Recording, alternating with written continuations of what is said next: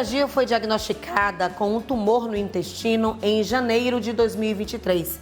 De lá para cá, tem enfrentado uma verdadeira luta contra a doença, já que em 6 meses, 4 tumores cresceram novamente. E ela até já revelou que fez uma cirurgia para amputar o reto, como parte do tratamento. Diante disso, resolvemos buscar dados sobre a doença no Brasil. De acordo com o Instituto Nacional de Câncer, o INCA, o país deve registrar 704 mil casos novos de câncer ao ano, no triênio 2023-2025. O levantamento mostra ainda que o tumor maligno mais incidente no Brasil é o de pele não melanoma, seguido pelos de mama feminina, próstata, cólon e reto, além de pulmão e estômago. Para conversar com a gente sobre o assunto e dar mais detalhes sobre a doença e novidades no tratamento, é que a gente veio aqui até o Hospital São Rafael conversar com o oncologista Augusto Canguçu. Vamos lá?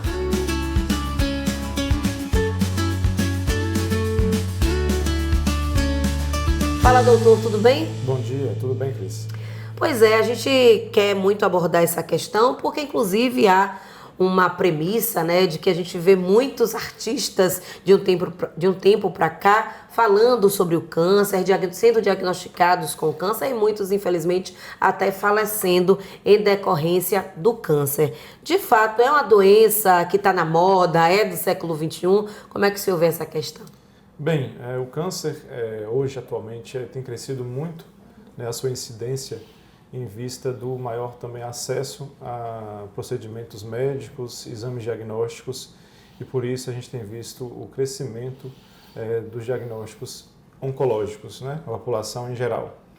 Bem, o câncer ele se origina de células tumorais, ele surge a partir de mutações nessas células e leva à formação de nódulos, lesões. Essas lesões crescem, podem dar metástase e aí sim essa doença alcança outros órgãos além do seu sítio primário de acometimento. Uhum. Eu citei na abertura alguns dos tipos de câncer que são mais comuns no Brasil. Eu queria que o senhor realmente dissesse se minha pesquisa está correta, se esses são os tipos mais comuns, né? O de pele e o também de mama feminina, o de próstata, estão entre os mais registrados no Brasil. E quais os fatores que acabam desencadeando esses tipos de cânceres?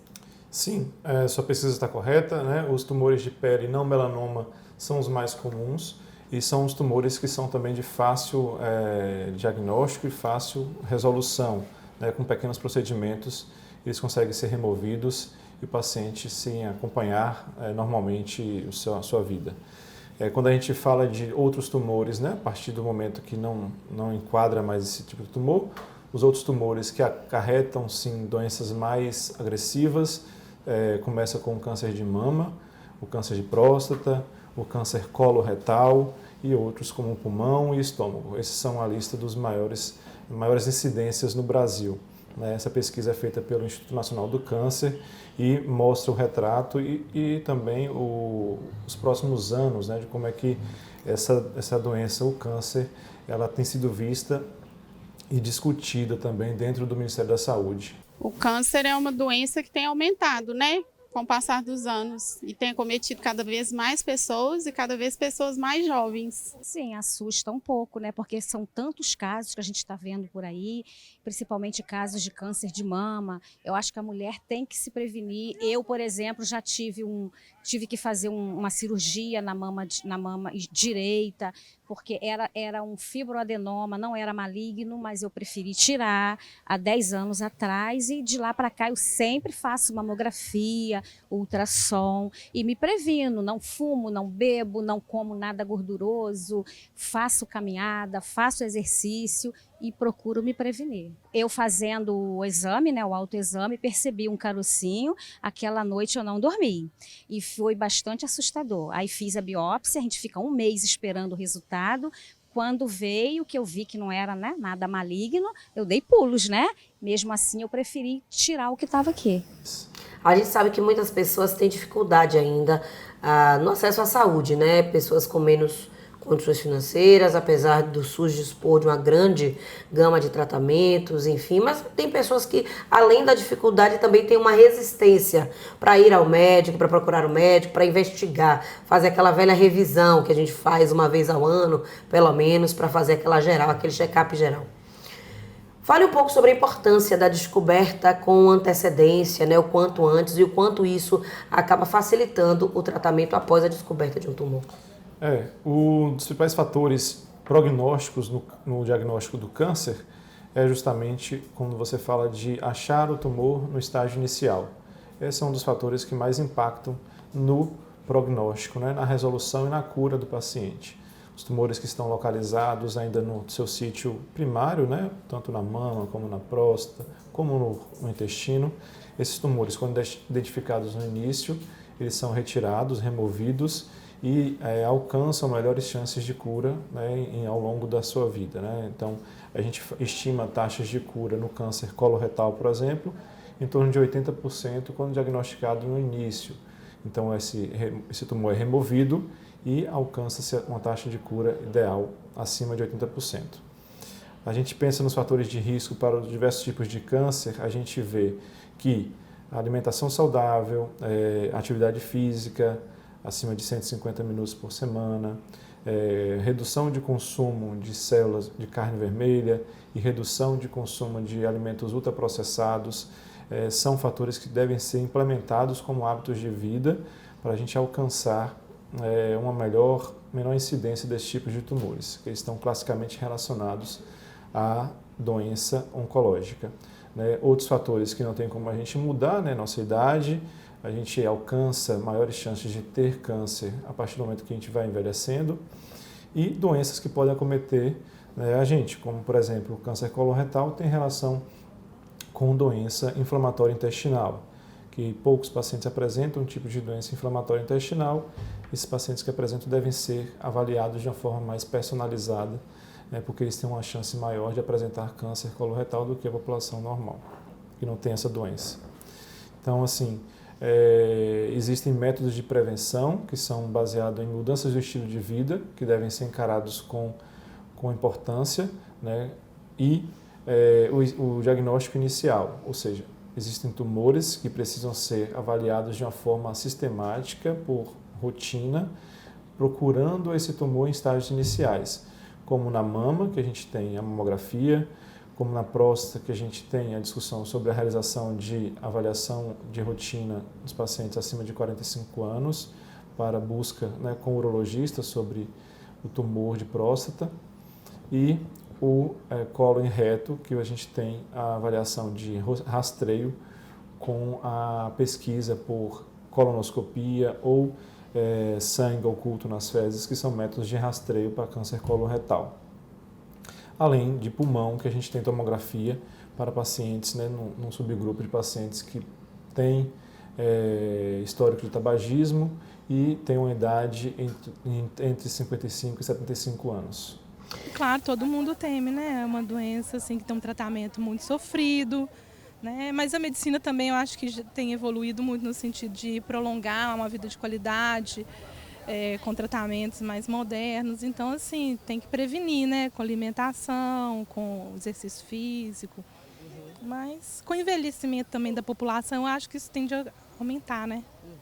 Minha mãe recentemente teve um câncer no rim, fez uma cirurgia, assim, graças a Deus já está a situação controlada, precisa fazer a manutenção dos exames contínuos, né? Mas não foi uma situação tão grave, mas é muito comum, né? A gente tem muitos casos, família, amigos, acaba que todo mundo acaba convivendo muito com essa doença, infelizmente. O senhor falou aí sobre 2 tipos de câncer que me chamam a atenção. Primeiro a gente vai falar sobre o câncer de pulmão, que não ouvimos tanto falar assim, mas a gente sabe que, como o senhor citou, tem causa direta aí no tabagismo, né? As pessoas que foram fumantes a vida inteira podem desenvolver esse tipo de câncer. E a gente vê atualmente, além do uso do cigarro branco, cigarro comum, também o uso do cigarro eletrônico. Queria que o senhor, como oncologista, também falasse dos impactos desse cigarro eletrônico nesse processo de adoecimento da nossa população, né? Já que há inclusive uma tentativa de regulamentar esse tipo de cigarro aqui no Brasil. Sim, o cigarro eletrônico tem sido uma porta de entrada para o consumo de derivados da nicotina e tem crescido o seu uso dentro da população mais jovem. O risco de acesso a esse tipo de conteúdo, de estímulo, ele tem sido crescente. Alguns países, né, já tem sido uma abertura maior para o uso dessas substâncias, mas a gente tem relacionado isso ao aumento, né, do consumo de derivados de nicotina e assim impactando também no diagnóstico, né, de tumores, né, principalmente boca, né, esôfago, pulmão, bexiga. Então, assim, são inúmeros tumores que podem ser desencadeados com o uso e abuso de nicotina.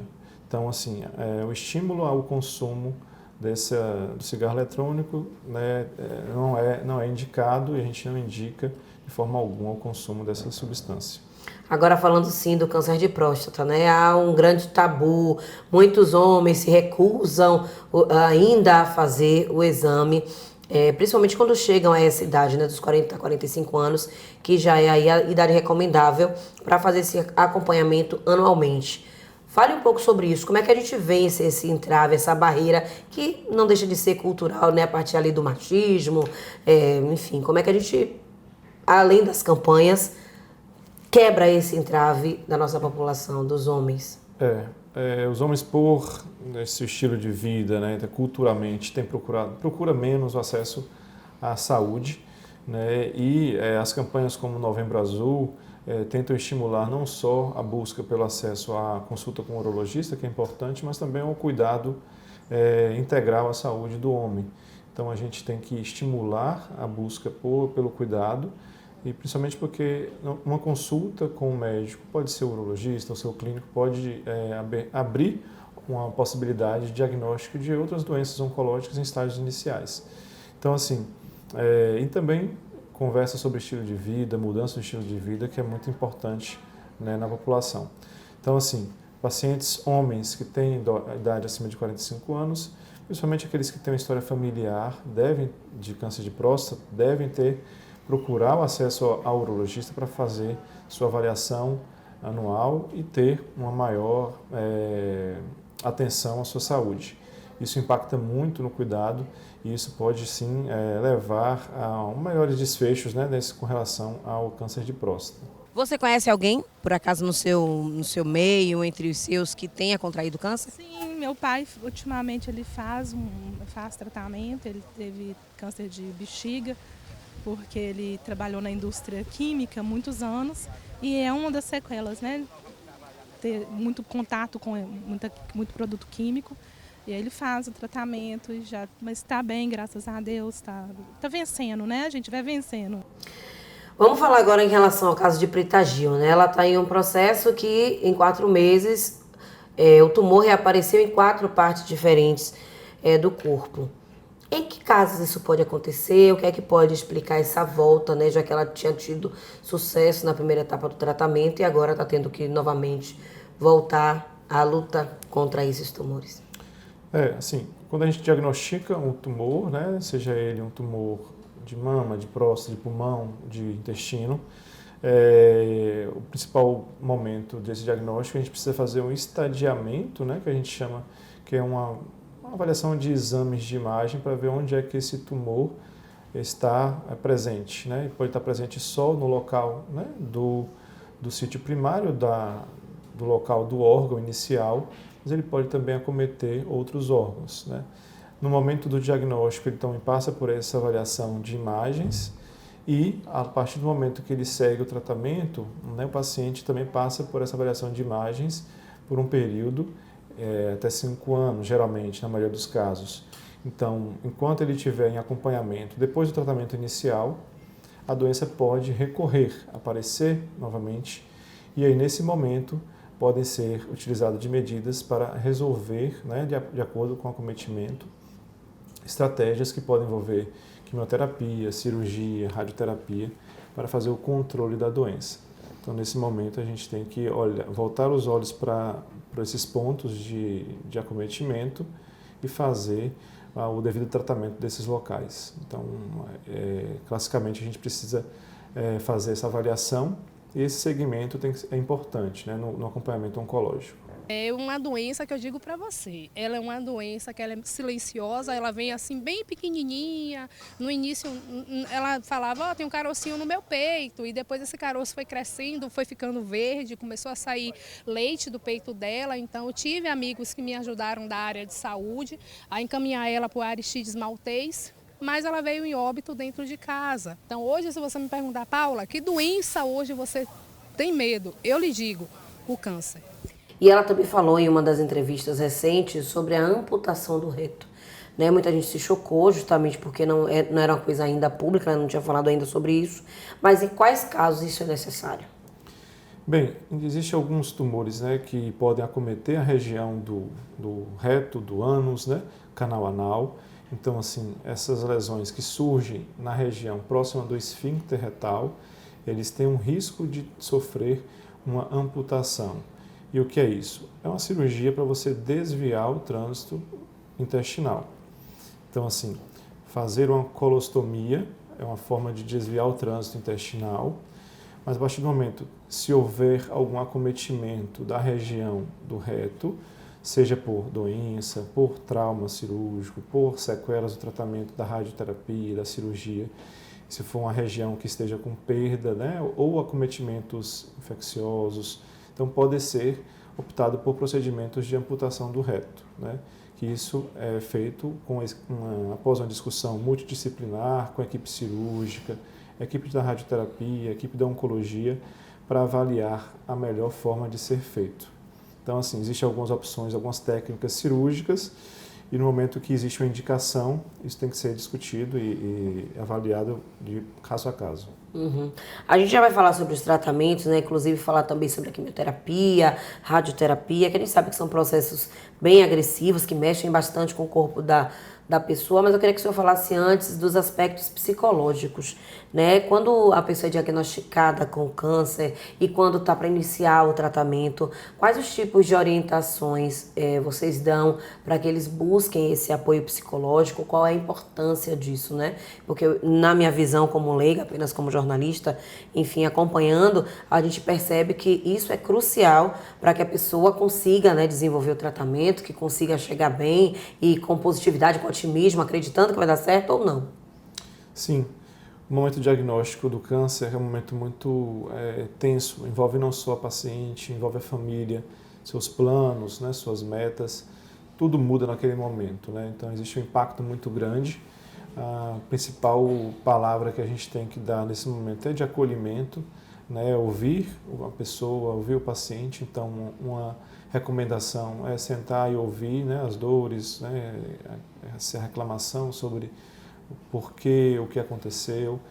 Existem momentos do diagnóstico que é muito importante essa escuta, né? A gente tem que procurar também um atendimento especializado nesse momento, né, para poder guiar os próximos passos, né?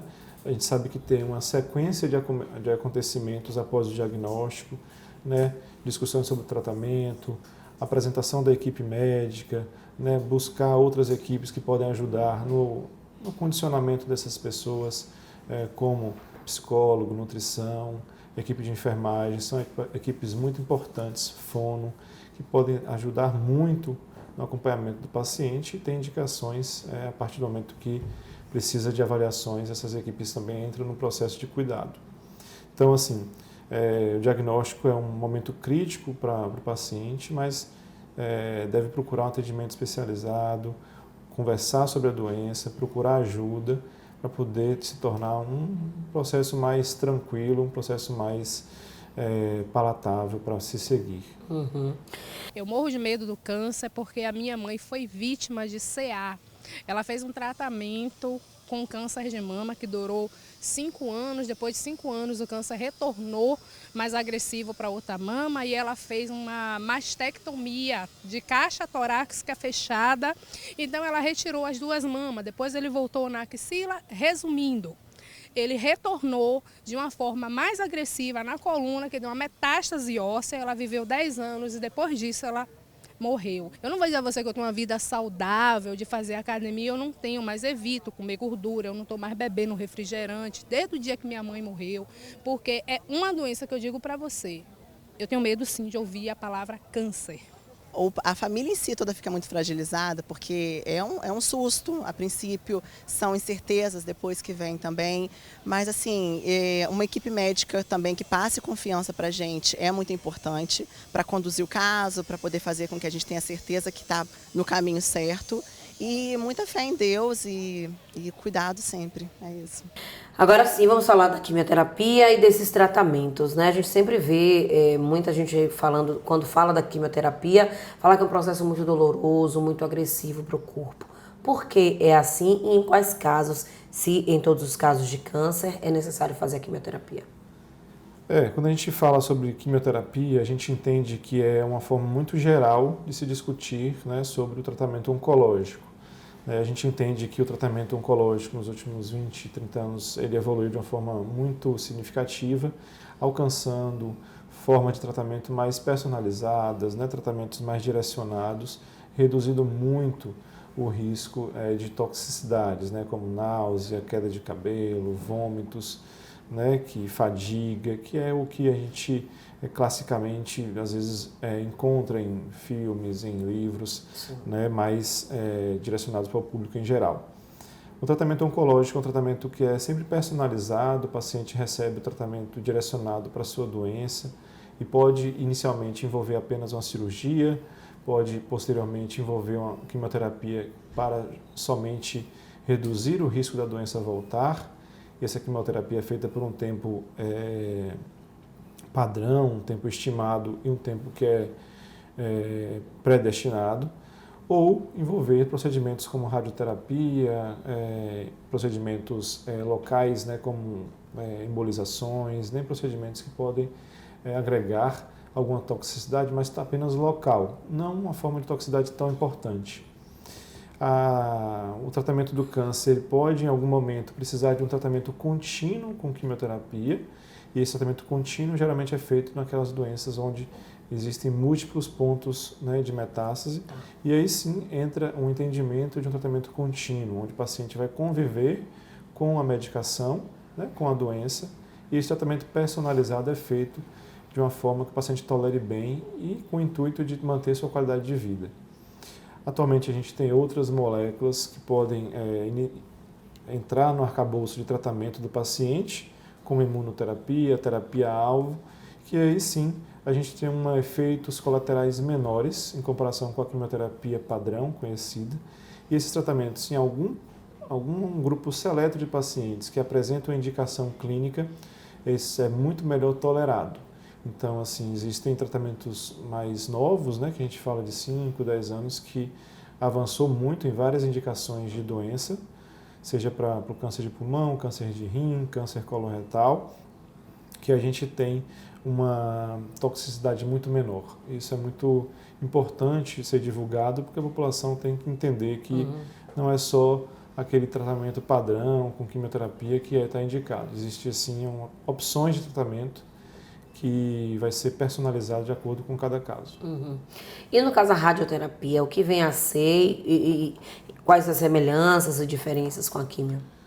A radioterapia é o uso do raio-x, né? O raio-x que inicialmente foi feito para o uso diagnóstico, né? Para você ver através das estruturas do nosso corpo.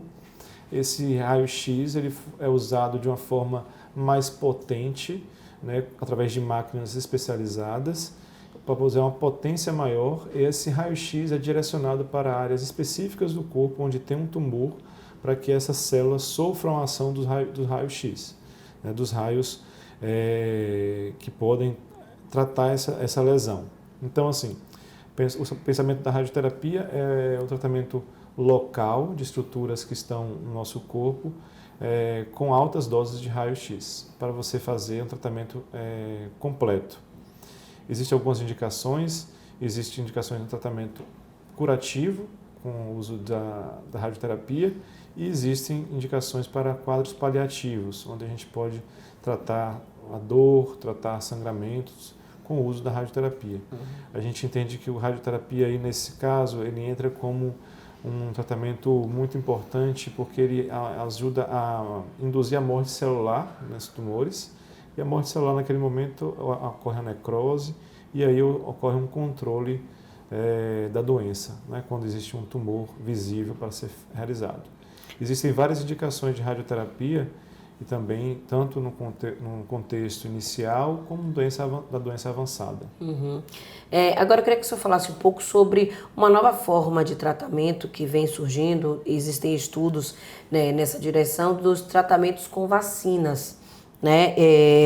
O senhor acha que isso pode ser uma nova esperança para aquelas pessoas que, enfim, já foram diagnosticadas com câncer? Sim. Quando a gente pensa num quadro de doenças oncológicas, a gente tem alguns tipos de câncer que são impactados muito pelos vírus, né? O câncer hepatocelular, né, o câncer do fígado, ele tem relação com a infecção por hepatite B e hepatite C. Quando a gente fala de câncer de colo de útero, câncer de garganta, câncer de pênis, eles também têm relação, câncer de canal anal, eles têm relação com o vírus do HPV, né, que é impactado muito pelo uso da vacina. Estou falando da vacina no intuito de prevenção para a ocorrência do câncer. Então, assim, se a gente for pensar na população em geral, a vacinação contra a hepatite B, a vacinação contra HPV são formas de prevenir o câncer, né, nesses sítios. Então, por isso que é importante orientar, né, e indicar a vacinação para esses pacientes, o subgrupo de pacientes que tem indicação pelo Ministério da Saúde para vacinação em massa. Quando a gente ouve na mídia sobre vacinação específica para alguns tipos de tumor, a gente tem desenvolvido nos últimos anos terapias específicas para alguns tipos de câncer que acionam o sistema imune para combater, né, as células neoplásicas, né, através de vacinas específicas. Nos próximos anos, alguns estudos vão mostrar os resultados para a gente ver se isso pode ser adotado na nossa prática clínica e aí sim indicar o tratamento com vacina para o paciente que tem um câncer, né, já desenvolvido. E aí pode ser uma opção de tratamento adicional. Perfeito.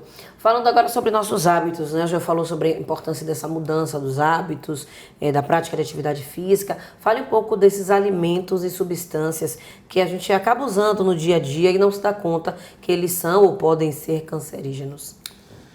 Assim, a gente tem o consumo de alimentos ultraprocessados, né, como uma rotina na nossa vida, né, na vida corrida do dia a dia. Então, assim, às vezes fica mais cômodo a gente não consumir uma fruta, mas você consumir uma fruta processada, enlatada, né, até mesmo o consumo de embutidos, de derivados, os alimentos que são defumados, eles estão relacionados a um processo de adição de conservantes, de químicas e que estão relacionados ao desenvolvimento de câncer. Então, assim, o câncer coloretal tem relação com alimentos ultraprocessados, né? Então, assim, se for a gente trabalhar a nossa rotina, no nosso dia a dia, preferir alimentos in natura, alimentos, frutas, verduras, que aumentam a possibilidade de a gente ter uma vida saudável e reduz o evento de diagnóstico de câncer coloretal. Então, evitar alimentos que sejam embutidos, enlatados, aumentar o consumo de frutas e verduras, são hábitos que devem ser implementados na rotina diária. Atividade física acima de 150 minutos por semana, evitar o tabagismo, evitar o consumo de álcool, manter o peso, são medidas que a gente tem como classicamente relacionadas a melhores desfechos e a redução do desfecho de câncer coloretal. Em relação à alimentação, estou sempre assim, evitando muita gordura, muita fritura, coisas mais cozidas, que eu amo, legumes, é muito bom. E aí a gente vai se policiando aqui e ali, mas de vez em quando a gente dá uma fugidinha, né? Que é sempre bom. E exames a gente tem que estar sempre fazendo periodicamente para poder cuidar da saúde. É uma preocupação, né? Eu acho que é uma preocupação que todo mundo tem que ter, mas os hábitos saudáveis facilitam muito nesse caminho de manter a saúde. Atividade física, alimentação saudável, manter exames em dia, rotina também com as consultas médicas em dia e positividade. Para a gente fechar, eu queria que o senhor deixasse uma mensagem final para as pessoas que estão nos assistindo e também falasse da importância da gente estar aqui na TV Câmara de Salvador divulgando esse tipo de conteúdo para a população. Olá pessoal, então buscar de acordo com a sua faixa etária, buscar o atendimento médico, né, para que o evento oncológico, caso ocorra, a gente consiga diagnosticar em situações mais iniciais. Então, os tumores, quando diagnosticados em estágios iniciais, a gente tem altas taxas de cura e a gente consegue colocar em uso as principais ferramentas de tratamento. Então, buscar atendimento, seja até mesmo no quadro de uma dor abdominal, quadro de sangramento, buscar um atendimento, mas pensar na prevenção, no cuidado dos hábitos de vida, que isso vai ser mais importante para uma vida longeva. Um abraço a todos. Valeu, doutor. Muito obrigado, foi um prazer, Obrigado, viu? Frida. Até a Valeu, próxima. Cris. A gente vai ficando por aqui por hoje, viu? Mas continue aí, sintonizado, ligado na programação da TV Câmara, que na próxima quarta-feira a gente volta. Um abraço. Tchau, tchau.